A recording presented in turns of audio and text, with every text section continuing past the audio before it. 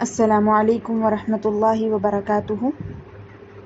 الحمدللہ رب العالمین والصلاة والسلام علی اشرف الانبیاء والمرسلین وعلی آلہ وصحبہ اجمعین ومن تبعہم بإحسان الی یوم الدین، اما بعد۔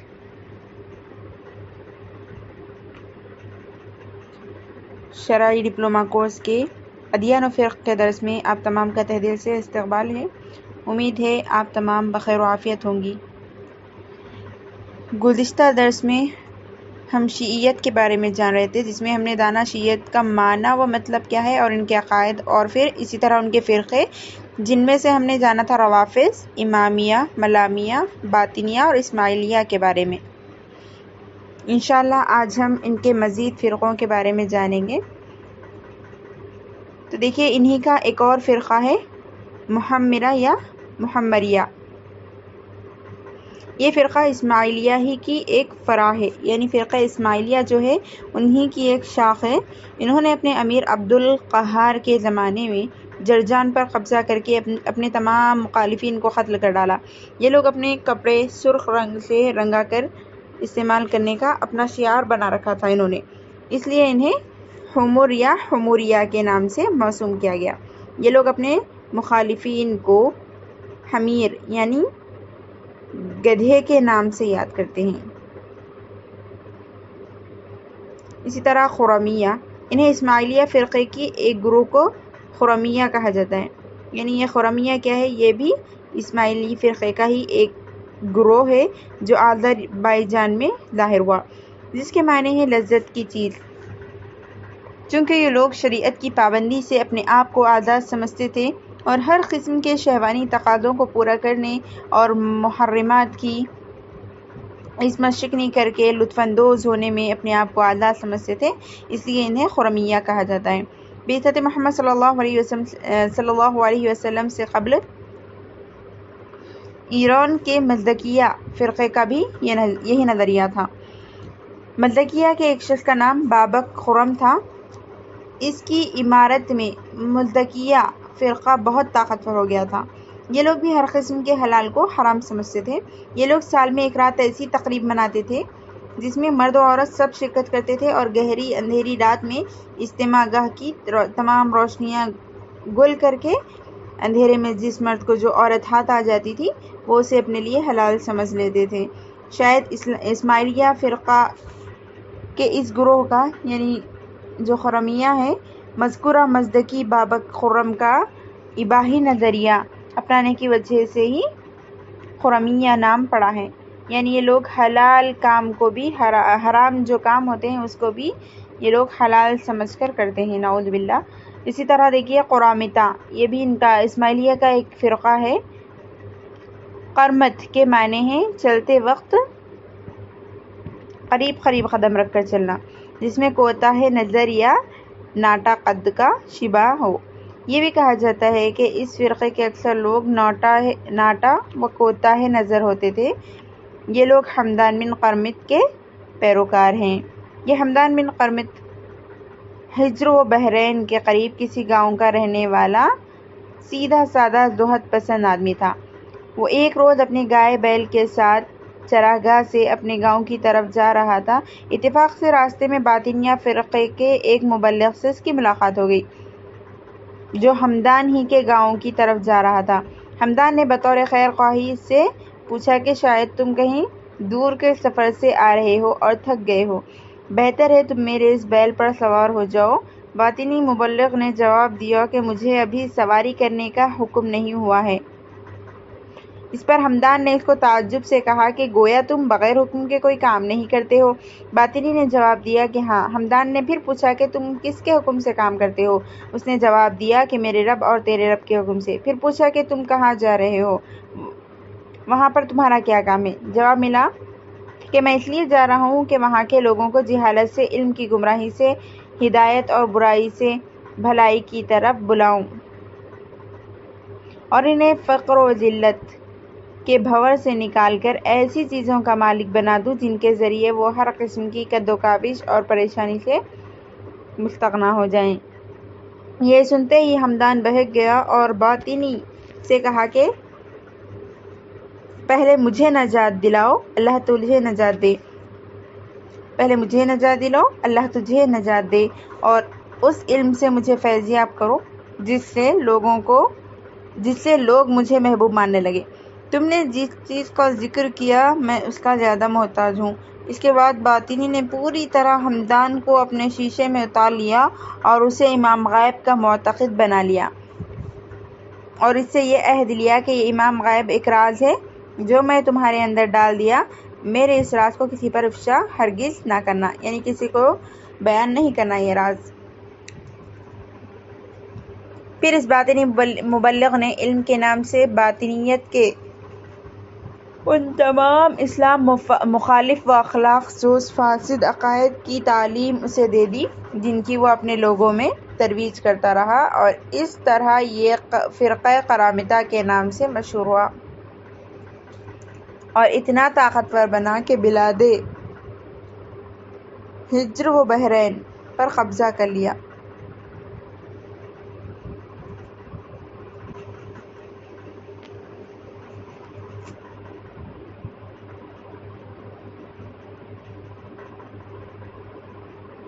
ان کے ساتھ ایران کے زردشتی و مزدکی لوگ بھی شامل ہو گئے، عراق اور شام پر حملہ کیا اور وہاں کے مسلمانوں پر ظلم و بربریت کی انتہا کر دی۔ حمدان بن قرمط کے بعد اس کا بیٹا ابو طاہر جنابی کی امارت و قیادت میں انہوں نے مکہ مکرمہ پر بھی چڑھائی کی اور حجاج بیت اللہ الحرام تک کے قتل میں کوئی جھجک محسوس نہیں کی، یہاں تک کہ مسجد حرام کے اندر پناہ لینے والوں کو بھی قتل کر ڈالا۔ اس طرح اس شیطان امیر نے بیت اللہ کی دیوار پر بیٹھ کر یہ اعلان کیا کہ میں اللہ ہوں، خدا کی قسم میں ہی ہوں، میں مخلوق کو پیدا کرتا ہوں اور فنا بھی کرتا ہوں۔ پھر تمام مقتولین کو زمزم کے کنویں میں ڈلوا دیا، کعبہ شریف کے دروازے تک اکھڑوا دیا اور غلاف کعبہ اتروا دیا اور حجر اسود اکھاڑ کر لے گیا اور 20-22 سال تک اپنے قبضے میں رکھا۔ پھر ایک مدت تک مسلم ممالک میں شر و فساد کا بازار گرم رکھا۔ عیسائیوں نے اس موقع کو غنیمت سمجھ کر مسلمانوں کے متعدد شہروں پر قبضہ کر لیا۔ اس کے بعد حالات پلٹا کھائے، اللہ تعالیٰ نے مسلمانوں میں ایسے جیالے پیدا کیے جو ظالموں کے ان شر و فساد کی خبر لی۔ شیخ نور الدین زنکی، اسی طرح صلاح الدین ایوبی نے علم جہاد بلند کیا اور دھیرے دھیرے مفسدین کا قلع قمع ہونے لگا۔ مسلمانوں کے متعدد شہروں پر یورپین و ایشین عیسائی حکام کے حملوں کو پسپار کرنے کے بعد فلسطین کو ان کے قبضے سے آزاد کرانے کے لیے ان مجاہدوں کو کافی قربانی دینی پڑی۔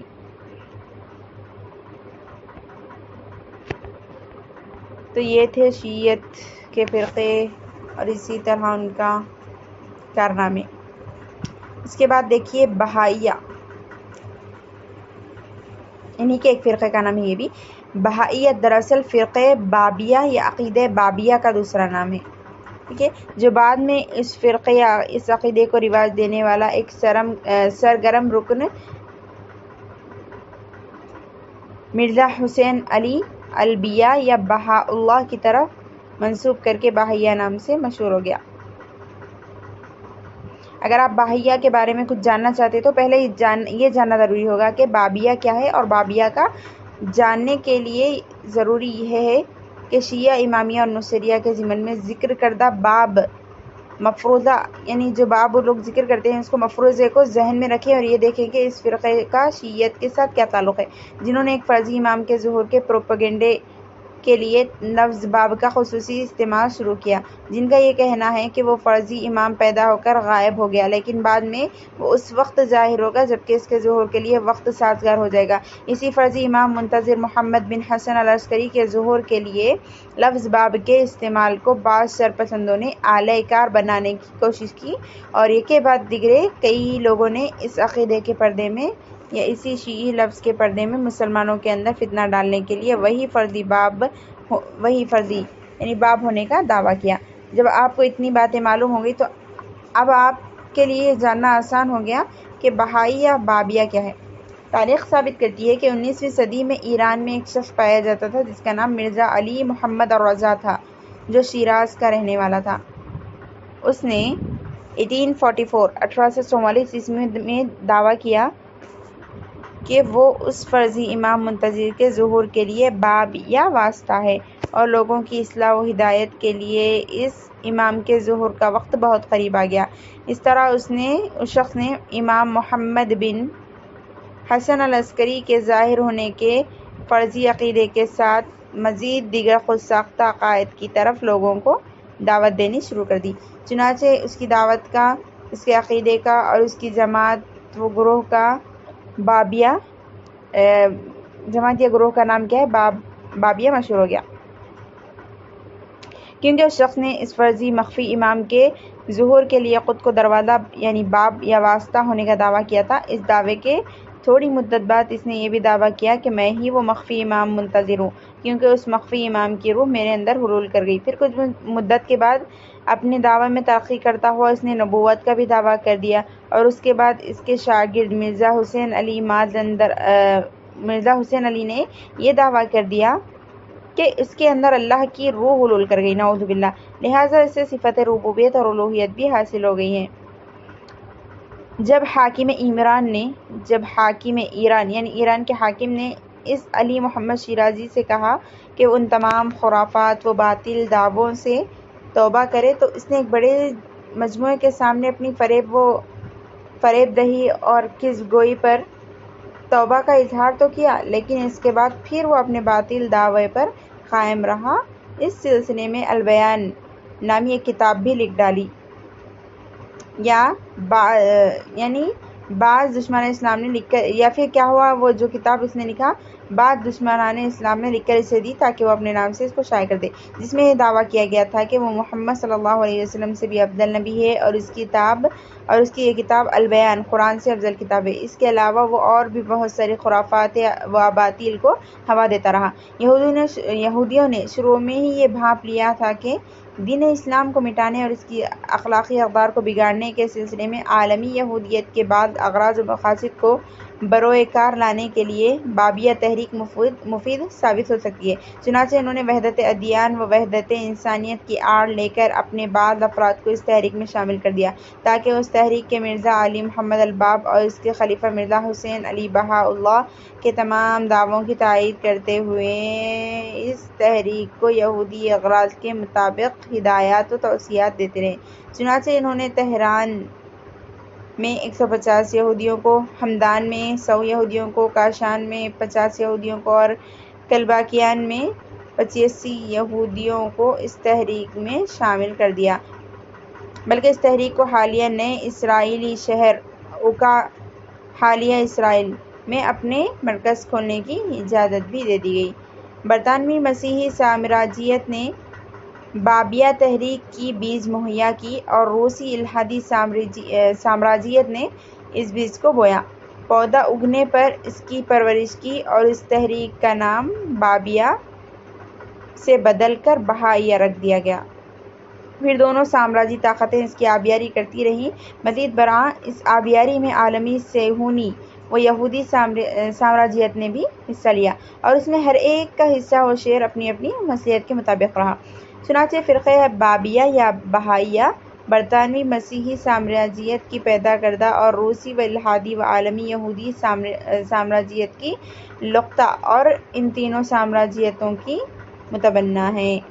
یہی وجہ ہے کہ برطانوی حکومت کی محبت تمام مسلمانوں پر فرض کرانے کے لیے بہائی لیڈر مرزا حسین علی بہاء اللہ کو لندن میں بیان دینے کا موقع فراہم کیا گیا۔ چنانچہ صہیونیت و یہودیت نے بھی اسرائیل کے عکا و کبابیر میں بہائیہ کے مراکز کھولنے میں پوری موافقت کی۔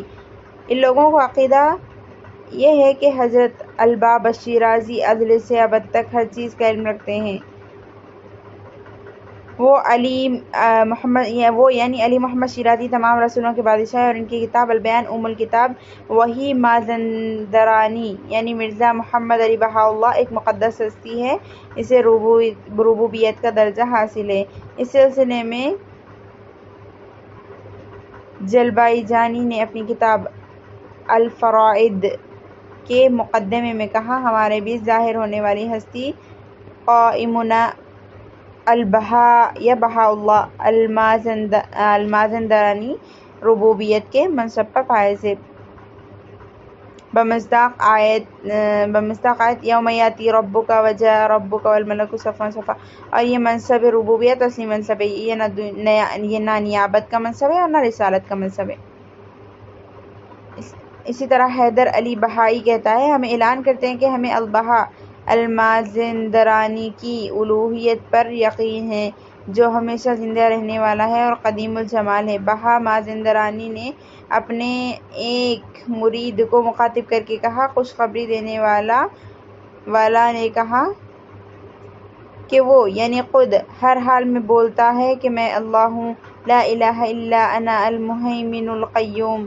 نعوذ باللہ. بہائی فرقہ اپنے دین بہائیت کے علاوہ دنیا میں کسی اور کے وجود کو نہیں دیکھنا چاہتا. یہ فرقہ چاہتا ہے کہ دوسرے ادیان کی کتابیں مٹا دی جائیں اور ان کی پڑھائی بند کرا دی جائے یا انہیں بالکل نظر انداز کر دیا جائے تاکہ اس سرزمین پر بہائیت کی شکل میں وحدت ادیان قائم ہو سکے.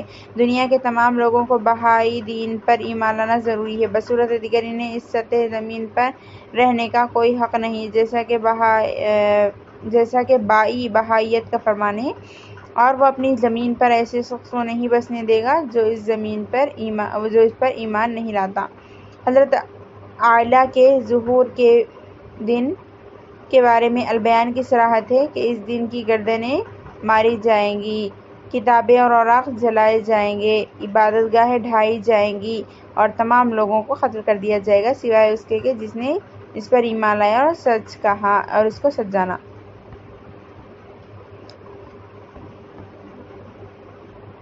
کسی قسم کی مذہبی کتابیں پڑھانا جائز نہیں سوائے البیان کے یا اس علم کے جس کے حروف از سر نو ایجاد کیے گئے ہوں، یا اس علم کے جو البیان سے متفرع ہو. کہو اے اللہ، اے میرے بندو، ادب سیکھو اور کچھ ایجاد نہ کرو. یعنی یہ ان کی تعلیم ہے. اپنی کتاب البیان کے علاوہ وہ دوسری کتاب کو پڑھنا جائز نہیں سمجھتے. بابیہ یا بہائیہ کی تعلیمات کے صرف یہ چند نمونے ہیں جنہیں وہ امن پسند باشندوں میں مار پیٹ، قتل و خون ریزی، تخویف و دہشت گردی اور فتنہ پروری کو خطرناک شکلوں میں نافذ کرتے رہے، جیسا کہ انہوں نے ایران میں بھی کیا. اور دیکھیے، شیعیت ایک ایسا مذہب ہے جس نے ہر دور میں عثمان رضی اللہ عنہ کے دور سے لے کر ماضی یعنی صحابہ کرام کے دور سے لے کر اور حال آج بھی یہ لوگ فتنہ و فساد پھیلاتے ہیں مسلمانوں میں. اگر آپ ان کی تاریخ پڑھیں گے تو آپ کو معلوم ہوگا کہ انہوں نے مسلمانوں کے لیے کتنے برے یہ ثابت ہوئے اور کیا کیا انہوں نے مسلمانوں کے ساتھ کیا. اللہ تعالی ہم کو ان سب سے محفوظ رکھے. تو یہ تھے شیعیت اور اس کے فرقے. انشاءاللہ اگلے درس میں ہم دوسرے فرقوں کے بارے میں جانیں گے. وآخر دعوانا ان الحمد للہ رب العالمین. والسلام علیکم ورحمۃ اللہ وبرکاتہ.